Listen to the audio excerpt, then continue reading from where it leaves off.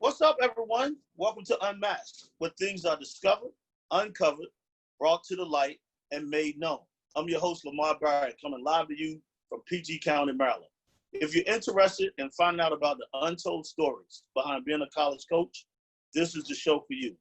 Being a former assistant men's college basketball coach for 16 years, there are so many untold stories behind the scenes in the life of a college basketball coach. Now, let's unmask them. Today's guest is a Hall of Fame player, a longtime assistant coach, a future head coach in this business I've watched for a long time, and I will say he's a Western New York guy, Buffalo, New York native. I'm going to say he's going to correct me if I'm wrong, but Carlin Hartman. Now, Carlin had his career at Tulane. I talked about the Hall of Fame career. He was inducted into the Hall of Fame in this year, 2020. From there, he played professionally in the CBA for a couple of years.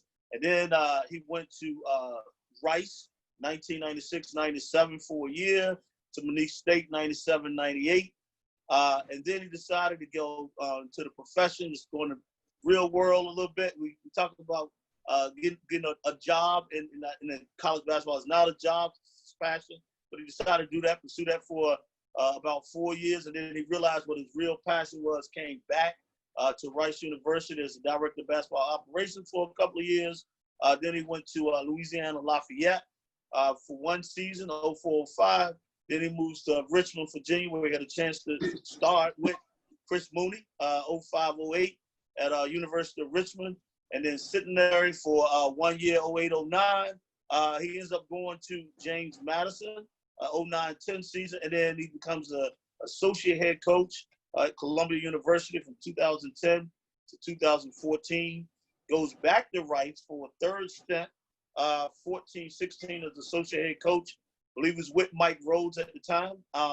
And then presently just finished up year 4, heading to year 5 at the university at Oklahoma University. I want to welcome to the show a good friend of mine, Carlin Hartman. Thank you, Lamar. Appreciate you having me, brother. Hey, look, man, we're going to go right to it, man. We're going to get unmasked. And this is what we're here for. One of the first things I like to ask, look, man, college basketball, college athletics in general. There's no handbook to being a college basketball coach. We all know, no one really tells you what to do. Tell me what that first day, that first week, first month was like after you've gone through orientation or gone to human resources. And like I said, no one gives you direction. You're just thrown into the fire. Tell me what that was like. Yeah, at the time, so when I got hired, that was in 1996 after I played a couple years in the CBA, and I had gotten hurt. And so I decided to put my education and my basketball contacts to use. And I got an opportunity to go to Rice as assistant coach, but at the time it was restricted earnings. So I was a third assistant. I was making about $18,000 a year, and at the time it was a steady check. And so I thought, you know what, this is great. Got to find me a one-bedroom apartment. A car came with the job. So I was very fortunate, just to be able to jump right in. Even though at the time the restricted earnings position did not allow you to go on the road and recruit. So I can only do on-campus things that normal assistant coaches can do. I did on-the-floor scouting. I did player development stuff, but the only thing I couldn't do was go on the road at the time. There were only 3 coaches that can do it. That first day and that first week in the office, I was really excited. I was working with a guy, young black coach at the time named Willis Wilson, who just finished up his 24th season as head coach. 16 of them were at Rice. The last 8 were at Texas A&M Corpus Christi. And so I had a guy who was early on was a mentor to me, a guy that I can really lean on. But again, even though I really valued, being at Rice and working for him, I still was, the kind of person that, I thought I had the answers, and like you said, Lamar, there's not a handbook for what we do. And it wasn't a handbook for me at the time at 26 years old, being a first-time assistant coach. And so, my biggest regret is, if I look back on my career, was leaving Rice after that first year. I needed more mentorship. I needed more time. I needed more seasoning. And instead of, worrying about getting on the road to recruit, I should have just taken my time and stayed right there at Rice with Coach Wilson, let him mentor me, let him help me, grow and develop as a coach. And I wish I had done that if I could look back on it. Awesome, man. Awesome. And it's good that you had someone that could guide you there. Next thing is recruiting. And you talked about you didn't do it right away, but eventually you did. And we all know that recruiting is a lifeline of college athletics. You got to get good players and good people if you want to be successful to win in this business. What was your best and worst recruiting story? Oh, man. Well, I mean, you were in it for 16 years. You probably got a lot of them. And I've just finished up year 20, so I got a lot myself. I would probably say, let's start with the worst recruiting story. I was at a particular school, and I just didn't do my homework on a particular situation of a young man who I got really close with, and I end up not getting. We ended up not getting the kid, and a lot of it was because he had somebody in his life that I did not do a really good job of talking to and communicating with. And I essentially, I don't want to say ignored, but I just didn't do a good enough job of knowing that this was going to be the key person that I needed to deal with in order to be able to seal the deal. And though the kid really liked me a lot, and though the mom really liked me a lot, this person who was at the time a father figure in this person's life, I didn't really get to know until the very end. And so we ended up losing out on the kid. At the time I was at Richmond, and he ended up going, I believe, to Charlotte. And so I don't want to name names or anything like that, but that was probably one of the worst things. And it also kind of taught me that, it's one thing to have a really good rapport with the young man and the parent, but you got to dig in deeper than that at times. You got to know, who is involved with that person's life, through and through. And I did not do a good job in that particular scenario. I would say the best best recruiting story I would have will probably be the 3-year stint I had at Richmond, and it's a combination of a lot of things. I was very fortunate to be a part of the revitalization of that program at the time. We had replaced Jerry Wainwright and his staff. They had done a really good job, and he got a job at DePaul, Coach Wainwright did. And we come in at Richmond, and we took over a program that, they did things a lot differently than what Chris Mooney wanted to do. And I was very fortunate to recruit 4 of the top 11 scorers in Richmond history. And in terms of guys that finished their program, that finished their careers there, Kevin Anderson is the second all-time leading scorer in Richmond history, is a guy that I was able to recruit out of Atlanta, Georgia. He had we were his highest offer, and after that was Appalachian State. So he bet on us, and he took a chance, and we did the same thing with him. He was a 5'9", really good player, but people thought his size was not going to be, good enough. The kid ends up being not only A-10 Rookie of the Year, but also A-10 Player of the Year during his career, and the second all-time leading scorer in Richmond history. So he's a great success story, along with other guys like Justin Harper that we recruited at the time. He ended up being a second-round pick of the Orlando Magic in 2011, as well as David Gonzalez, another really good player who came from Marietta. He was at Wheeler High School, then he went to prep school. We got him late. He ended up being a 1,700-point scorer. So those are guys in which, I look back on. Kevin Smith is another guy who was really unsung out of Murfreesboro, Tennessee. He ended up being like the best winner that we could have had, a guy that can do a little bit of jack of all trades. Those 3 years at Richmond and those guys in which we brought in that I was able to be the lead recruiter on, I would say was probably the best situation that I had.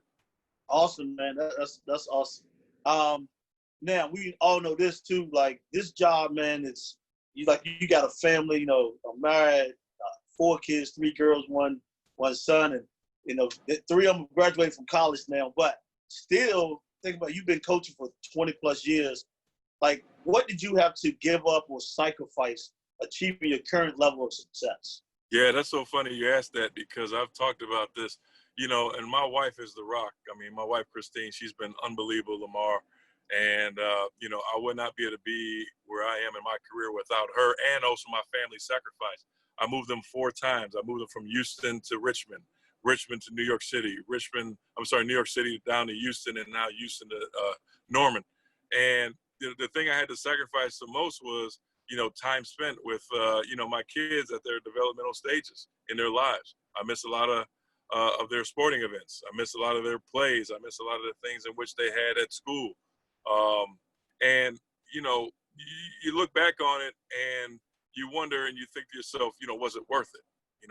Was it worth missing the things in which I did with my kids and even missing parts of my marriage? I mean, we've been married for, close to 20 years. And quite frankly, I probably missed a good, half of that time, with my wife, just because of being on the road, just because of being gone, and the job, is a very demanding job.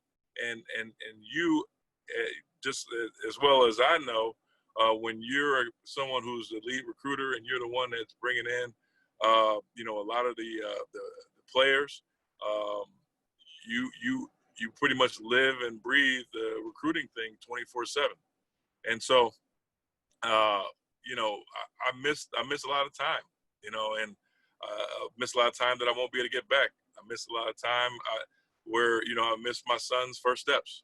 I miss the times in which, my youngest daughter had, career highs in basketball games. I miss my oldest daughter's volleyball game. I miss my middle daughter's lacrosse games. And so, looking back on it, if I had to do it all over again, I'd probably, just, maybe stayed back a couple of times, because that kid that I was going to see, in those times in which I went to see the recruit and that I missed my kids' activities, some we got, some we didn't.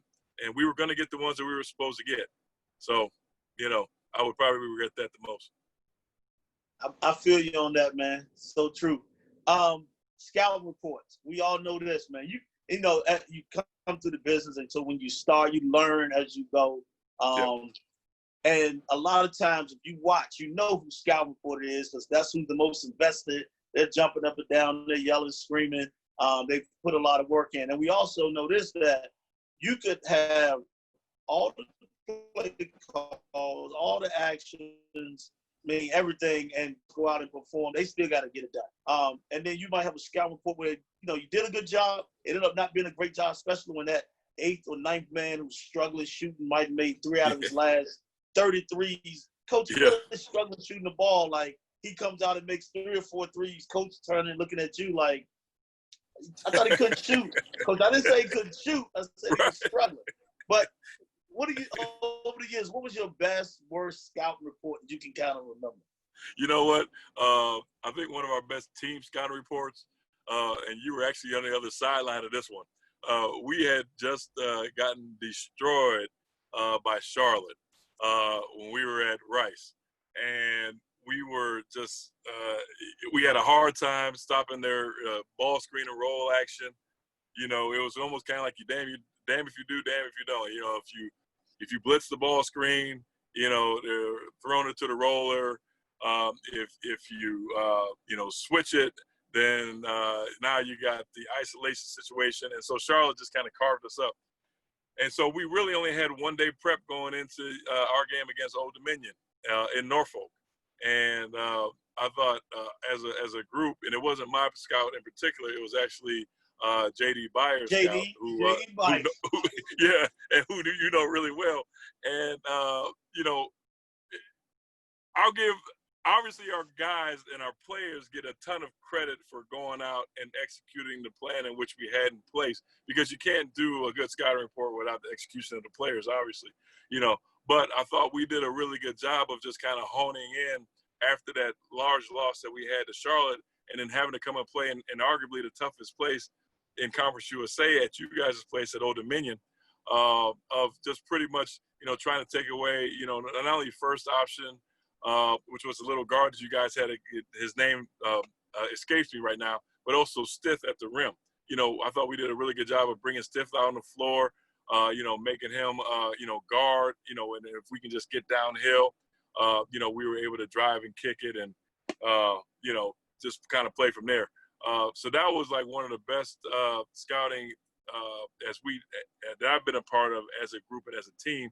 I think as an individual over the years, we had a game a couple years back since I've been here in Oklahoma.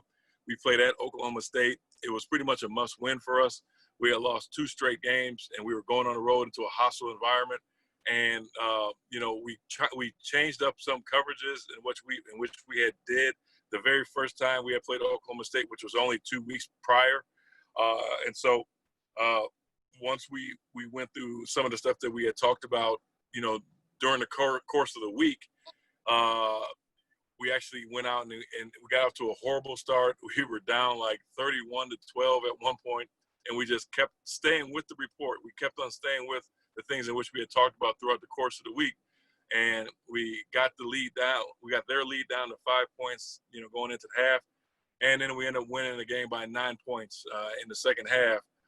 We played really well, and we stuck with the report. And so I would look back on those things and say that those were the best scouting opportunities that I've been a part of. One was a group and a staff opportunity, and the other one was individually, just something that I saw on film that I wanted to take away, from them, and we were able to have success. Awesome. And I do remember that game. Marcus Evans comes home, and you guys, I can remember that Hook'em's horn. Y'all changed it. It was my scouts, so just to let you know, I can remember that game. I'm like, yo, they playing differently now. So I do remember that. Yeah. And then you remember when you guys came back down to Houston, you guys turned the tables on us. Exactly. Hey, you know how much time I spent on that one? Woo. Yeah, I know. So, biggest challenge, man, you think you've experienced since you've been in college coaching? The biggest challenge? Oh, man, there's been a lot of them. I was blessed to get in this business. I think it helped being a former player. I think it helped having, people behind me that were willing to vouch for my character, which allowed me to, because I didn't know Willis Wilson when I got the job, or I should say I didn't know Coach Wilson when the job was open, but I got to know him over the course of a couple of months, and I think a lot of that was because of the people that again could vouch for my character and vouch for my work ethic as a person and so forth. I would say the biggest challenges, though, have just kind of been, and I'm sure when you've asked this question to other people, I think it's just the stigma that the African-American or the Black coach is just a recruiter. And I think that's the biggest challenge that, I've had to pretty much overcome. And I'm glad that you asked about the scouting report thing, because that is really where, you have to, cut your teeth as a coach. And you have to prove yourself as an African-American coach that you can not only navigate through, an assortment of film, you can navigate through tendencies of players, what they run, when they like to run things, and then put them to pen, to paper, and then put them out there, within the report and say, okay, this is how we want to attack the defense on this occasion. This is how we want to attack offensively, in these particular situations. So, unless you have somebody that is a big advocate for you that will, do that for you in the media, a lot of times, ADs or associate ADs, at jobs that you currently work for that go on to be ADs themselves, maybe they don't know that unless they come to practice or they're around your program on a daily basis. They don't see that. So I think the biggest challenge is just the stigma of just the African-American coach being only a recruiter. I like to think of myself, going into my 21st year as someone who's a lot more well-rounded than that. Maybe early on, maybe I was just a recruiter. Maybe I would just focus on that and only focus on that too much. And I'll say this to you, and I'm not afraid to put it out there. When we first got to Richmond, one guy did all the scouts, and everybody else, we watched the scouts, and we had certain, things in which we would, contribute, but it wasn't like, it was Coach Hartman had, the final, say-so on what we're going to do when we played Dayton, or when we played, George Washington. It was just pretty much me sitting in the office, watching what we were going to do on a daily basis.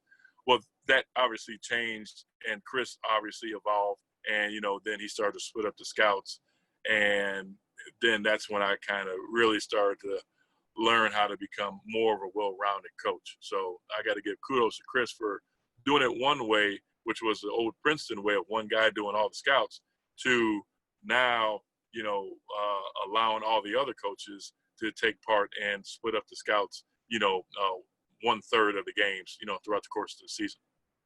Good stuff, man. Look, do you ever find that there are things about you that people misunderstand? That's a good question. I never really thought about that. Yeah, I don't know if it's, necessarily just not misunderstanding, or maybe it's just not knowing. For myself personally, Lamar, and I think you've been like this in your career too, I'm not a self-promoter. So if you don't know, who I am, as an individual, then you probably won't get to know me, because I'm not going to be the guy that's going to say, I had, all these guys that I recruited, and I did this and I did that. So it's not more or less, it's not anything like, like in terms of misunderstanding. It's just, I'm not going to put myself out there, to shine a light on me, where I'd rather the light be shined on our team, and I'd rather that light be shined on the kids as individuals. And I like to hope and think that in time, the work in which I've done is going to give me the opportunity to run my own program, because I've earned that opportunity on the merit. I've earned that opportunity on, my work ethic. And I've earned that opportunity on the fact that, I've been able to mentor kids in a positive light, in a positive way. And, then hopefully somebody will give me that opportunity. But, we'll see if that happens. And I'll be honest, and I love what I do. If it doesn't happen, I'm not going to let it define who I am as a person. I won't let it define who I am as a man, as a father, and what I've been able to do, and all the lives I've been able to affect over the course of my career. And I have so many great relationships from kids that I coached, when I first got in this industry at Rice, the kids that I coached at Louisiana Lafayette, the kids I coached at Richmond. I mean, like, I'm seeing guys now that have families that are in coaching. I see guys that are, financial advisors, and it's just, and this, it's a beautiful thing to, pay forward, what you were able to do when you grew up, and give back, as a college coach. There's nothing better, and there's nothing better to when those guys get that piece of paper and you see them walk across the stage because you were a part of their lives for so long. Awesome, man. Awesome answer. I love it. We all, listen, man, we're all educators. We all teach in this business. Like, Yep. What do you try to teach your players besides basketball? I try to teach them to look at the overall, why they're here. I mean, we all know that, they're there, because they're on basketball scholarship. But, like, the biggest teaching I think that you can give these kids is for them to understand that, you're playing basketball right now, and this is going to be just a small portion of your life. I think the really big key to what we do is to make them understand that you got to get this education and you got to get this piece of paper, because that's going to allow you to have success in the 40 years after you graduate. A very small percentage of guys in which you and I have coached have gone on to play in the NBA. Very small. Now, there's a lot of guys that go and play overseas and have their degrees, but then when they come back, they may not have the same skill. They may not have the skill set to go into the professional workplace in order to do a particular job, because all they've known is basketball. And so I always tell kids, if they are going to go play, try to get a secondary degree. Like, try to get a master's degree while you're overseas. You can do it online. And then, when you come back and when you're done, and hopefully you've saved up enough money, maybe you can either go into business for yourself, or maybe, you can be educated enough to, that you have a trade of some sort that you can go into the professional workplace. And it's one thing, a lot of kids, they want to, go and play, basketball and make money, have a car and so forth.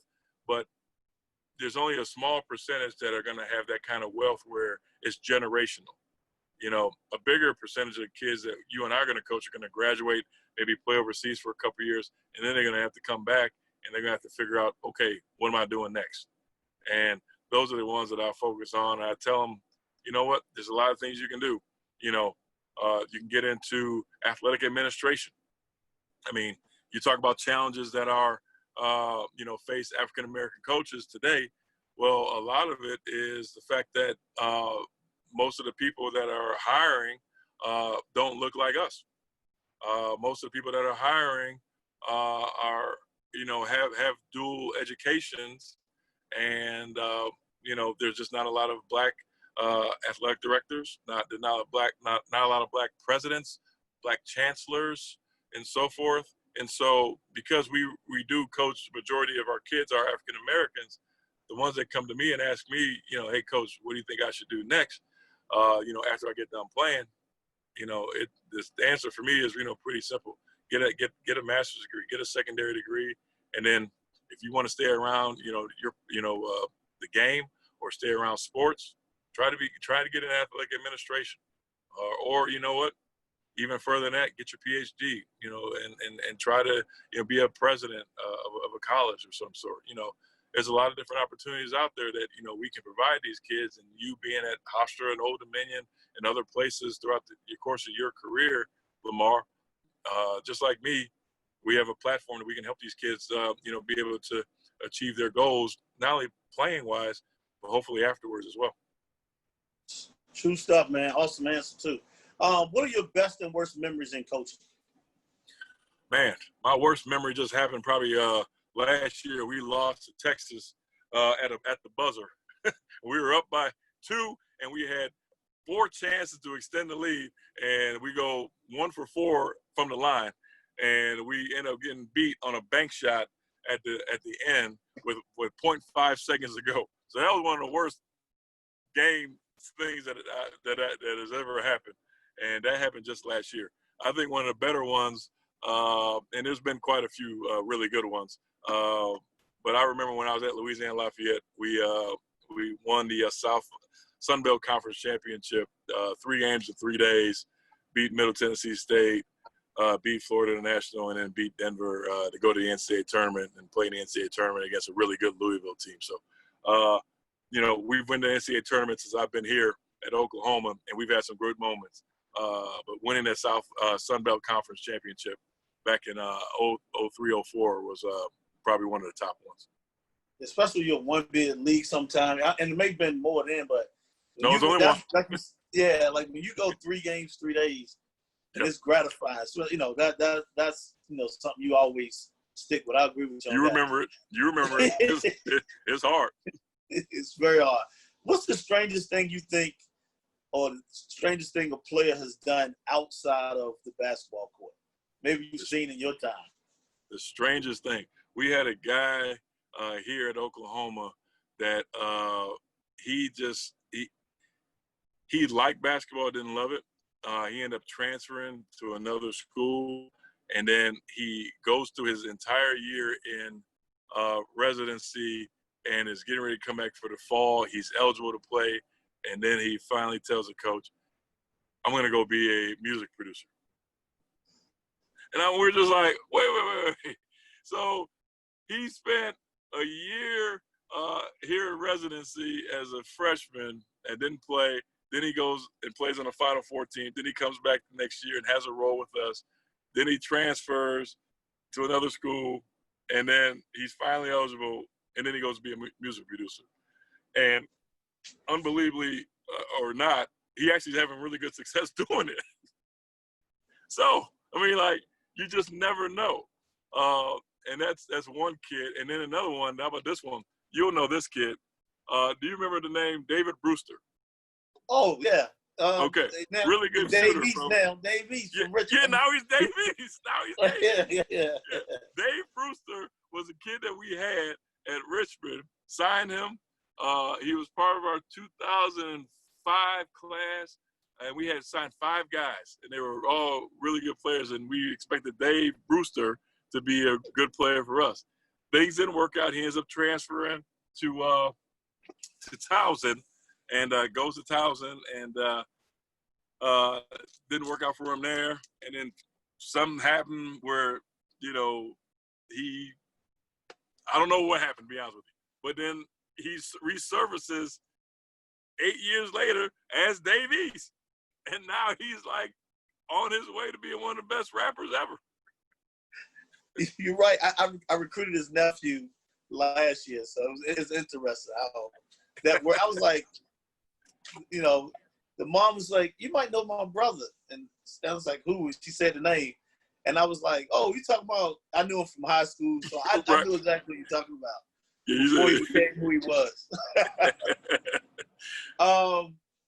If you like I said, I think you'll be a head coach one day, and you've been at some different stops. What are you looking for as far as a school or a program? What type of? I know you guys are like, man, I just want to get my foot in the door, but what expectations are you?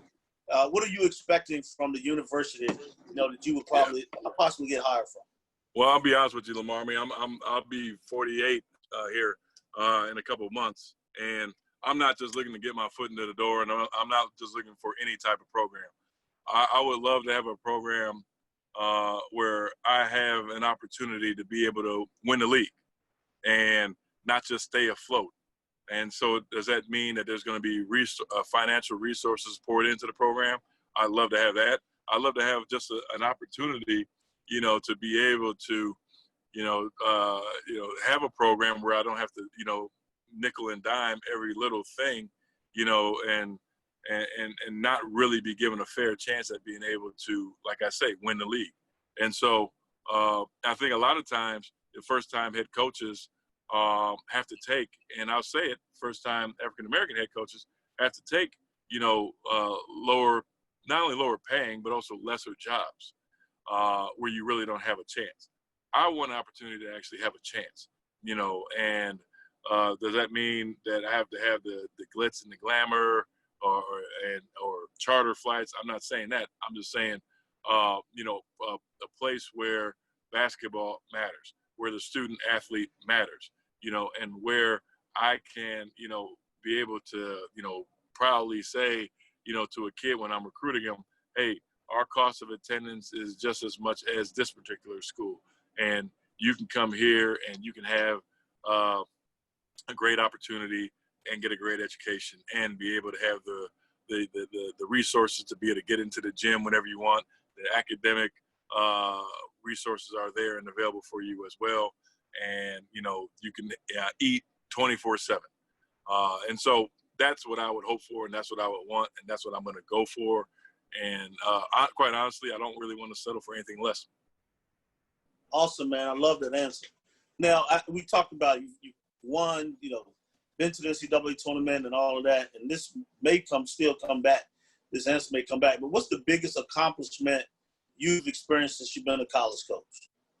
Yeah, I would probably, when I mentioned earlier, winning the Sun Belt Championship with Louisiana Lafayette, that was big. I think, you know what, I'll be honest with you, Lamar, when I got hired here, that was a pretty big accomplishment for me. I didn't know Coach Kruger at all, and I was at Rice. Things were going fine. I thought we were going to turn the thing around there, and obviously Mike Rose did a great job at Rice, and he got his dream job in VCU from Rice. And it took him 4 years to, get the program to the most wins they had in school history. But we finished our second year at Rice, and the program was trending in the right direction.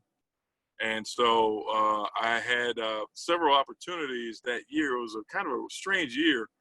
Even though we were 12-20, we were still we had some good momentum.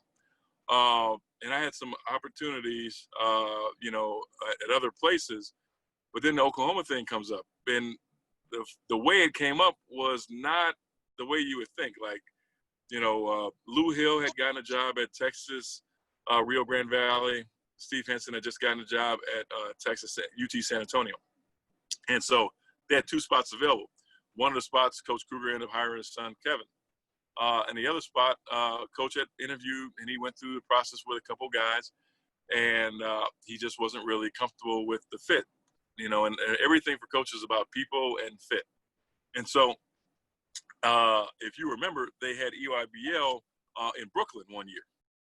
And so I ended up going to the EYBL in Brooklyn. And actually, one of the things and story that we talked about, or one of the questions you asked earlier about family, I missed my daughter's prom that weekend to go to work in Brooklyn and go see the EYBL events up there. It was EYBL and Under Armour, so we're going back and forth.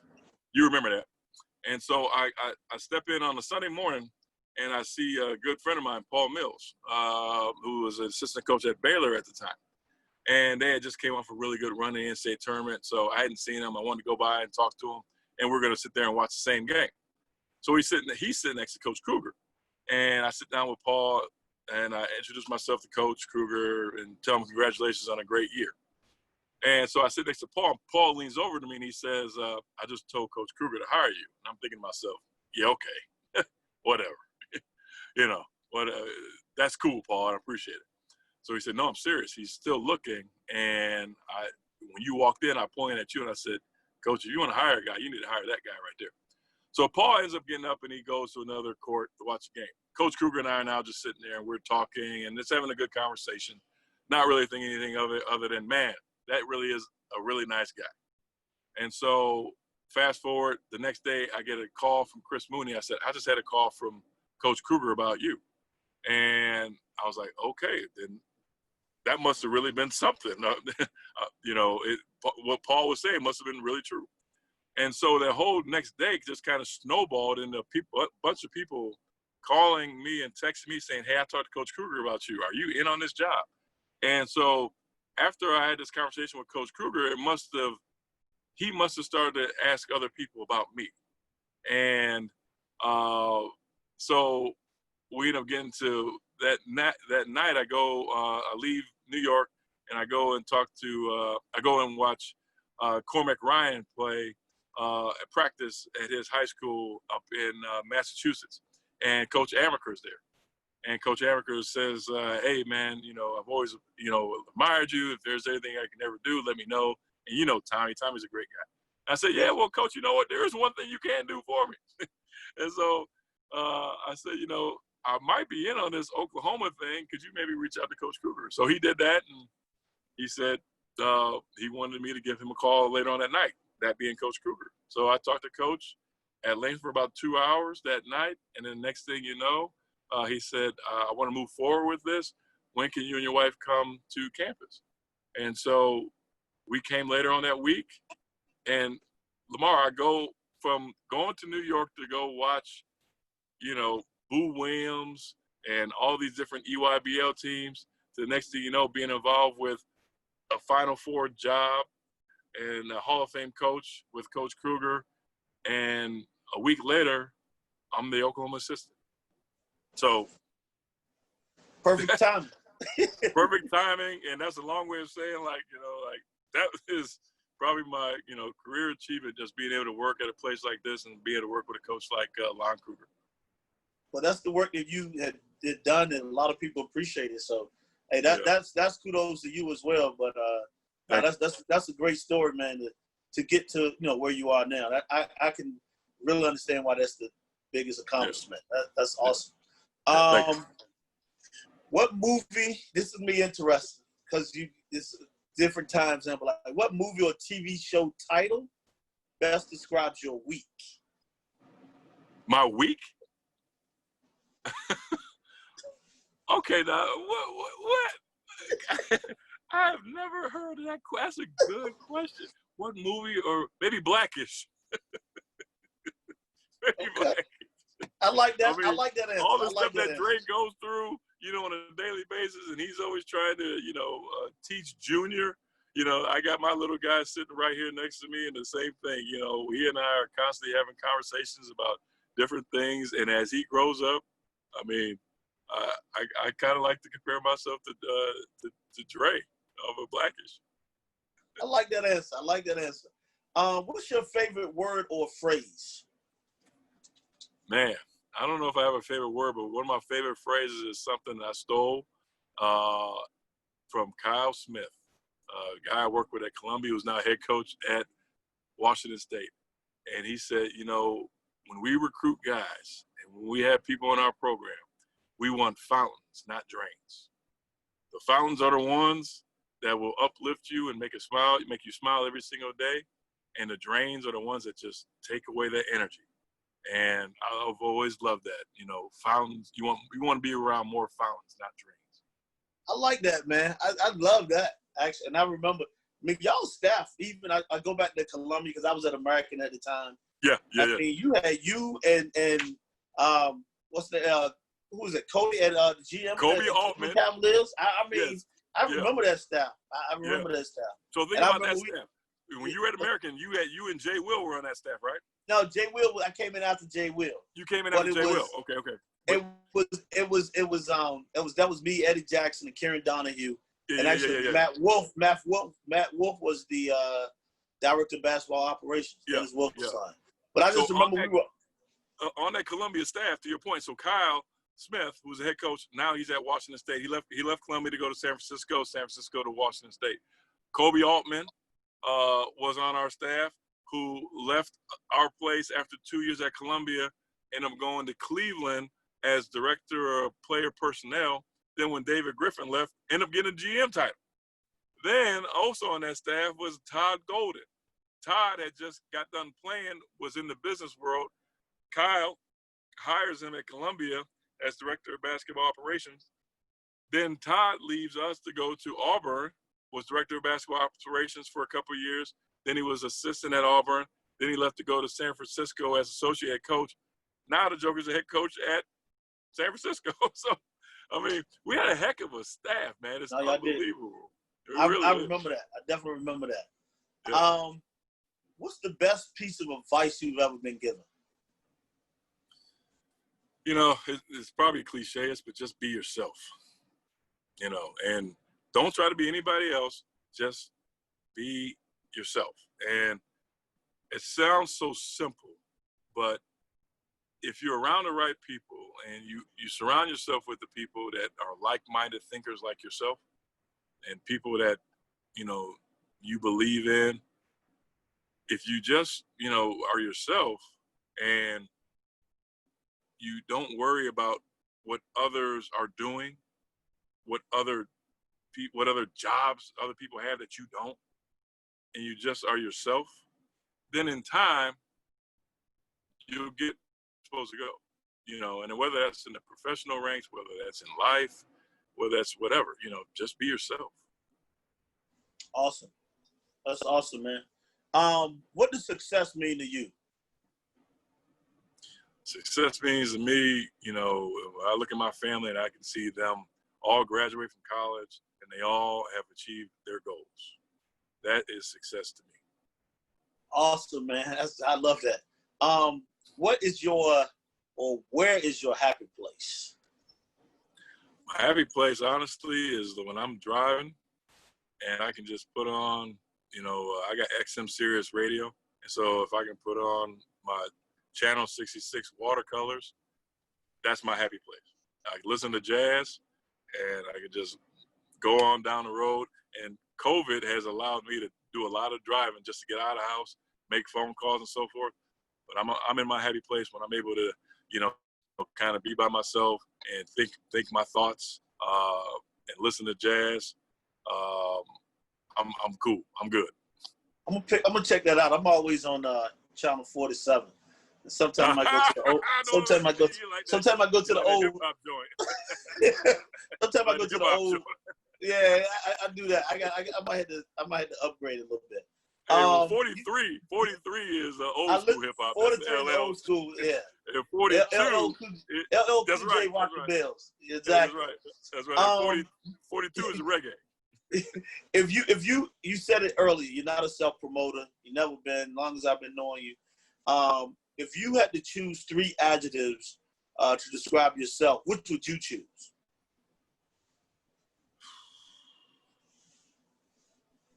You give me one good one for yourself. I'm gonna say caring. Okay. All right. off of that, I would say selfless. For myself, I'd say selfless. I'd say driven, and I'd also say compassionate. If I had to give three things, I would probably say those three things. I love the selfless, man. A lot of people, you'll be amazed how many, there's a lot of selfless people, but you got a small number of people that also, they're not selfless, which is interesting. Because this thing is not about me. What I do is not about me. It's been always about my family. And every stop that we've made, like you look back when I was at Richmond, my wife got her bachelor's degree at Richmond. When we got to Columbia, she got her master's. Since we've been at Oklahoma, all three of my girls have graduated from OU. So this isn't about just me. It's about them. Awesome, man. Like, what qualities do you value in the people with whom you spend time? You know what, Lamar? Qualities, sincerity. You know what I mean? Like, you can almost, you know it. You've been around a lot of people in this industry, whether it be AAU coaches, high school coaches, parents, and so forth. Sincerity. I just want, real people, around, people that really care about the right things. If you say you care about, the kids, then, be about caring about the kids. Don't be about, your own success. I like selfless people. I like people that legitimately do care about others. Like you mentioned yourself, as a good adjective for you, caring. And I like people that, work hard and don't expect, things to be given to them. Far too often, and with millennials nowadays, they want to be promised a certain amount of minutes on the floor. They want to be promised everything. Life don't work like that. Life just doesn't work like that. Truly doesn't, man. It truly doesn't. What person and or event has had the most influence on your life? My mother. My mother had the most influence on my life. My mother raised me. My mother, was a single parent, and the males I had in my life were my uncles and my basketball coaches, high school and AAU. My mom passed away in 2009 of cancer, but still to this day, my mother has been the most inspirational person in my life, and that won't change. Yeah, I've read about that. That's awesome, man. So I was reading it before I brought you on, and I saw that in 2009. And that's what people don't realize, like the important people you have to have in your life from youth up. And I like I said, I was reading about it. Just wanted to know a little bit about you more before you came on. Yep. Yep. Knowing what you know now, this is how I always like to end with this. Knowing what you know now, and you said a little bit earlier, it might come back to that answer. What would you tell your young self to prepare for as an assistant coach? Be more patient. Be more patient. And there's only a handful of people that get to where they want to go quickly. Look at a guy like Wes Miller. I don't know Wes at all. But I think he got his job when he was like 27 or 28, if I'm not mistaken. And him being a part of the Carolina family probably helped him get there. There's a process that needs to happen, whether it's through osmosis, whether it's, because of God, whatever case may be, patience. I wasn't patient. And so even when you were reading my bio, at times I was kind of cringing, like one year here, 1 year there. And it's like, if I can go back and just be like, hey man, just chill out, slow down, stay at Rice for 3 or 4 years, season yourself, and then you'll be ready to, take on that next step of getting on the road. I think if I had done that, maybe life, or maybe my career would be different. But I don't don't begrudge anything I did. I'm glad I went through it because I'm happy about, where I am right now, where my family is right now. But I would just say, slow down and just have more patience if I had to go back and look at it. Awesome, man. Well, look, I want to thank you again, Carlin, for being a guest on the show, man, and being unmasked. Anything you want to leave with the viewers before we go?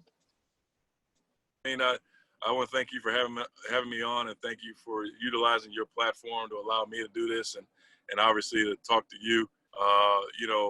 Just throughout the years, I've come across a lot of people in the profession. You've always been a real one, and I just can't thank you enough, and I can't hope and pray that you continue to have a lot of success moving forward in your career and in your journey. Appreciate that, man. Appreciate those great words, man. So I want to thank you, viewers, for watching another great show. Stay tuned for the next guest as we unmask them. See you next time, and stay safe.